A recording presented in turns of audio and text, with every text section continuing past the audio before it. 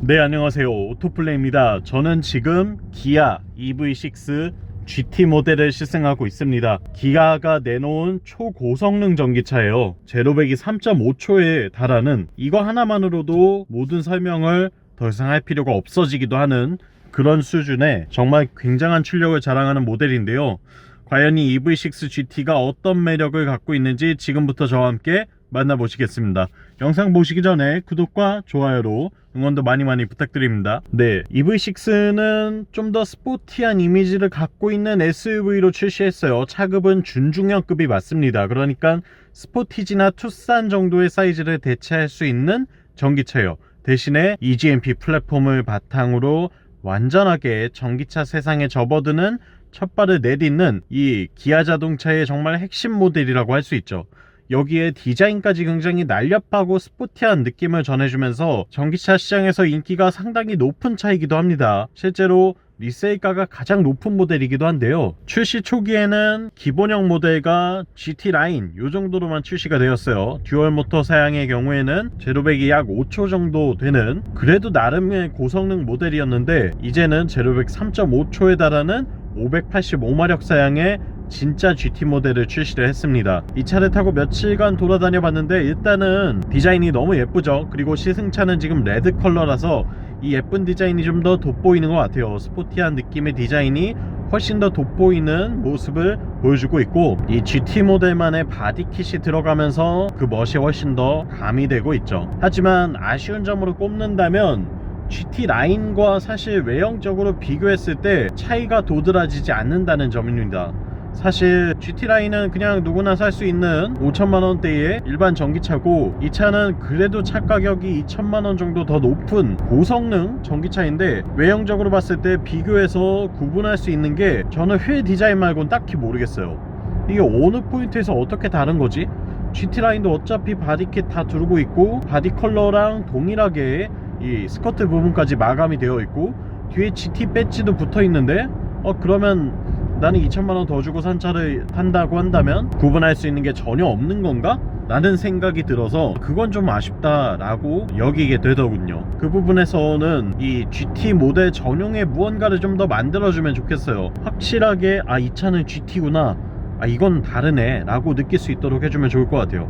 BMW도 M 스포츠 패키지와 M 버전이 확연히 다른 모습을 보여주고 있잖아요.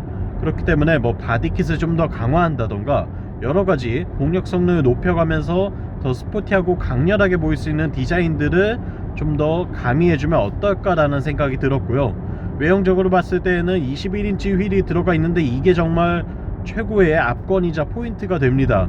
여기에 안쪽에는 포피스톤 그린 컬러의 캘리퍼가 적용이 되어 있는데, 이 브레이크도 진짜 물건이에요. 브레이크 성능이 정말 바닥에 팍팍 내리꽂는다는 느낌이 듭니다. 시각적으로 봤을 때도 예쁠 뿐만 아니라 성능에서도 놀라운 모습을 보여줬어요. 물론 실제로는 회생 제동을 사용하기 때문에 이 제동 성능을 거의 쓸 일이 없기는 한데요, 물리적인 제동 성능 또한 충분히 강조했다는 점에서 진짜 제대로 달릴 수 있는 차를 만들었구나 라는 걸 유추할 수 있었죠. 일반 도로에서는 이 차의 성능을 부족하거나 지치게 만들 그럴 방법이 없다고 저는 평가했습니다. 그리고 타이어가 미쉐린 파일럿 스포츠 4S 타이어를 장착하고 있어요. 미쉐린이 갖고 있는 타이어 라인업 중에 컵2를 제외하면 아마 가장 높은 그립을 자랑하는 스포츠 타이어라고 할 수 있는데, 그 녀석을 장착하고 있습니다. 얼마나 잘 달리는지 가늠이 좀 되시죠. 그리고 도어를 열고 실내로 들어오면 펼쳐지는 블랙톤의 인테리어를 바탕으로 이 그린 컬러가 포인트가 되어주고 있어요. 스티어링 휠에도 스티치를 넣어놨고, 시트에도 파이핑을 그린 컬러로 했습니다. 좀 더 친환경적이면서도 스포티한 이미지를 함께 느낄 수 있도록 구성을 한 것 같아요. 앰비언트 라이트가 은은하게 들어오고 있고요. 그리고 메리디안 사운드 시스템도 있고, 스티어링 휠에는 지금 약간의 D컷으로 되어 있는데 GT 모드 버튼이 있습니다. 이거 누르면 585마력을 온전히 다 쓸 수 있게 되는 거죠. 클러스터는 12.3인치 두 개가 인포테인먼트 시스템과 클러스터 두 군데에 장착이 되어 있고요. 시트가 코브라 타입의 버킷 시트예요. 그리고 수동으로 구성이 되어 있습니다. 또한 알칸타라 재질이 들어갔기 때문에 통풍 기능은 빠져 있어요. 열선과 그리고 열선 스티어링 휠 이 정도만 누릴 수 있게 되어 있고요. 어라운드 뷰 기능 물론 있습니다. 시트의 디자인은 진짜 예쁜데 아쉬움을 지적하자면 일단은 수동으로만 제공이 된다는 점이에요. 저는 뭔가 옵션으로 전동 시트를 추가할 수 있는 줄 알았는데 그것도 아니더라고요. 그냥 수동 시트로만 할 수 있게 되어 있고, 저는 수동인 것까진 괜찮아요. 뭐 그럴 수 있죠, 고성능 스포츠 모델인데. 근데 수동인데 아쉬운 점을 꼽는다면 이 바닥판, 엉덩이가 닿는 좌판이 한 방향으로만 위아래가 조절이 됩니다. 어떤 식이냐면 시트 높이를 많이 낮출 수는 있거든요. 시트 포지션을 낮추면 낮출수록 엉덩이 쪽만 이렇게 기울어져서 꺼지는 느낌이 들어요. 저는 이 허벅지가 닿는 부분 앞쪽도 좀 더 내려갈 수 있으면 좋겠는데 엉덩이만 이렇게 꺾인 채로 기울어져서 내려가니까 이 부분이 좀 아쉽게 느껴지더라고요. 그래서 자꾸 시트를 높여놓고 최대한 수평을 맞춰서 좀 운전을 하게 되는데 F1 드라이버나 뭐 프로 드라이버, 레이스카가 아닌 이상 우리가 몸을 이렇게 구겨가면서까지 엉덩이를 바닥에 삼각형 형태로 꽂아놓고서 운전을 하는 경우는 잘 없지 않을까라는 생각이 들어서 저는 이 수동 시트를 유지하더라도 바닥 좌판을 허벅지 부분도 같이 좀 내릴 수 있게, 이렇게 좀 내릴 수 있게 만들어주면 어떨까라는 생각이 들어요. 이게 사실 운전하는 입장에서 시트 포지션은 상당히 중요하기 때문에 제가 강조해서 이야기해도 지나치지 않다고 생각이 들거든요. 때문에 이 시트 조절 부분에서는 그 부분을 좀 개선해주면 좋겠다는 생각이 듭니다. 그리고 스티어링 휠도 이 틸트 텔레스코프 기능이 좀 더 범위가 커졌으면 좋겠어요. 저는 시트를 최대한 낮춰놓고 나니까 이 시트에 맞춰서 스티어링 휠을 좀 더 낮췄으면 좋겠는데 그게 또 안 되더라고요.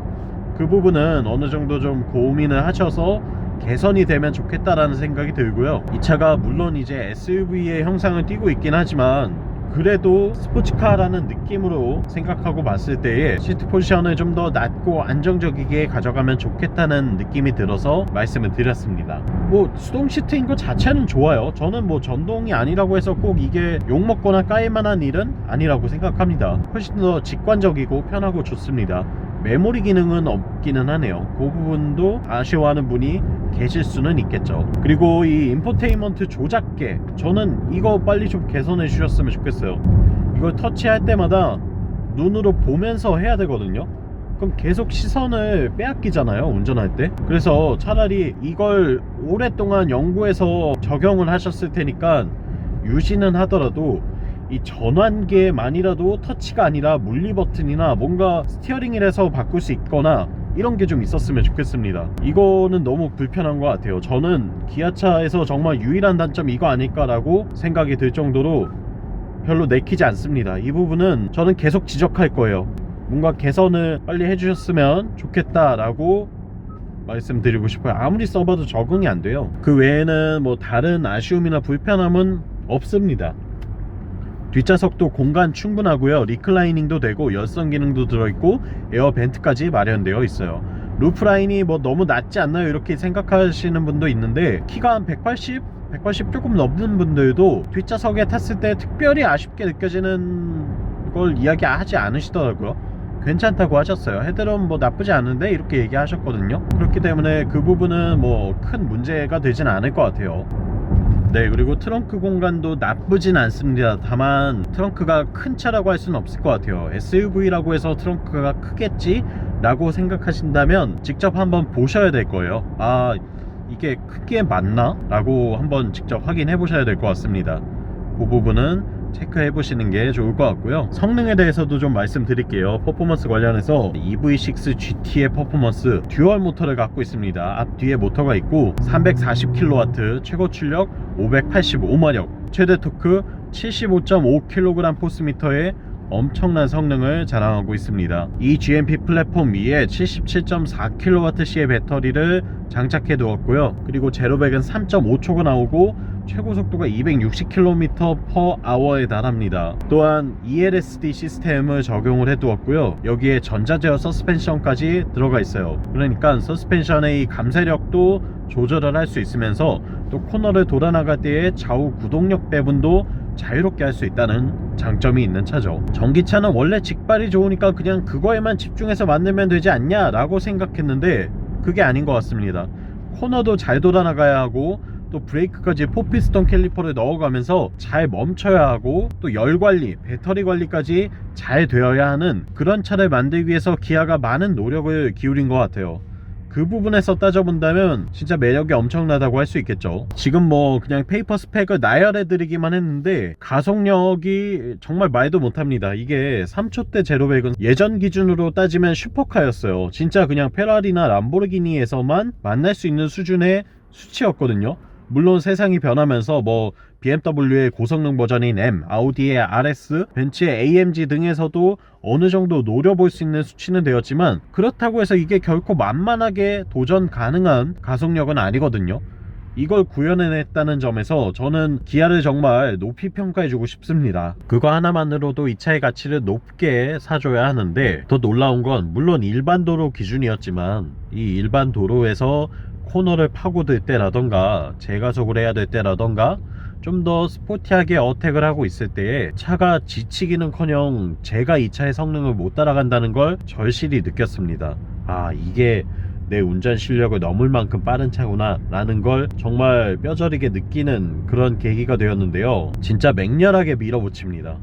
이게 이렇게까지 달려도 되나 싶을 정도로 달려나가요. 그래서 어떻게 보면 사실 가격대가 7천만원 수준이기 때문에 접근성이 좋잖아요. 뭐 요즘은 영앤리치라고 하면 정말 어린 분들도 젊은 분들도 이 차를 살 수 있는데 진짜 위험할 것 같아요. 운전을 어느 정도 익숙해지셨고 고성능 차를 접해보지 않은 분께서 EV6 GT를 사서 당장 이 차부터 시작을 한다?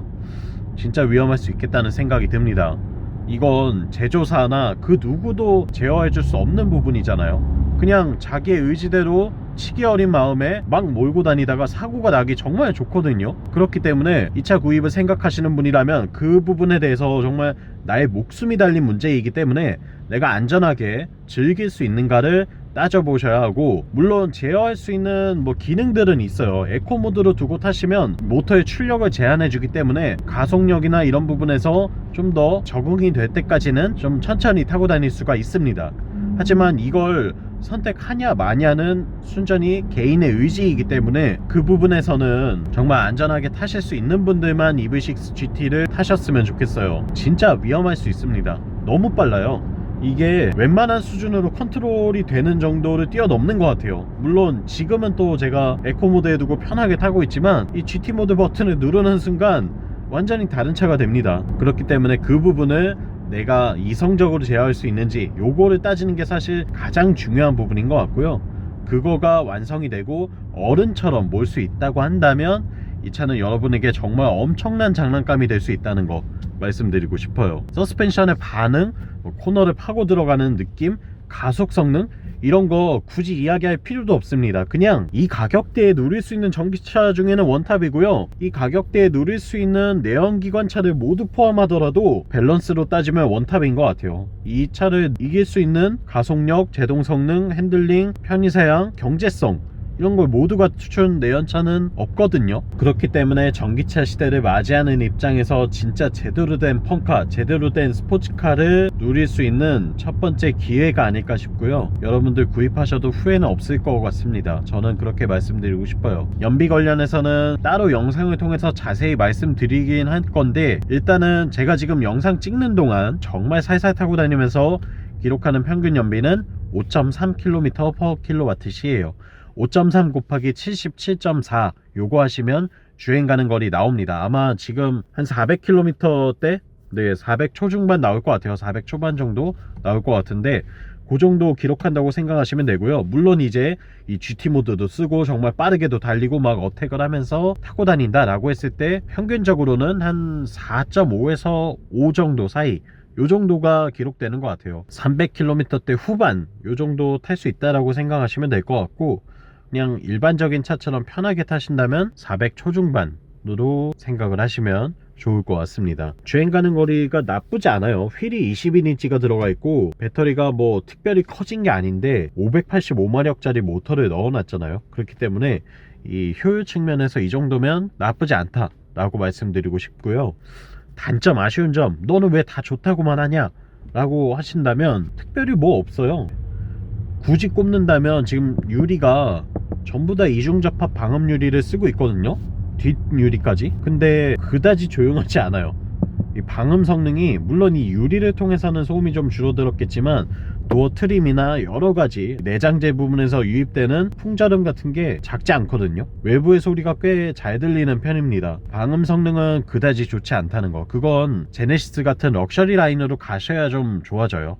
그렇기 때문에 그 부분까지는 기대하기 어렵다는 거 말씀드리고요. 저도 사고 싶습니다. 와, 이런 차 타고 다닌다면 진짜 매일매일이 즐거울 수 있을 것 같아요. 다만 내 운전에 내가 책임질 수 있다면 말이죠. 그것만 타협이 된다고 한다면 진짜 즐거운 차를 갖게 되실 겁니다. 지금까지 EV6 GT 시승기를 만나봤고요. 오토플레이였습니다. 영상 유익하셨다면 구독과 좋아요로 응원도 많이 부탁드리고요. 궁금하신 점이 있다면 댓글 남겨주세요. 제가 아는 선에서 최대한 답변 드리도록 하겠습니다. 전 다음 시간에 또 재미있는 차의 시승기로 돌아올게요. 다음번에 만나요. 안녕.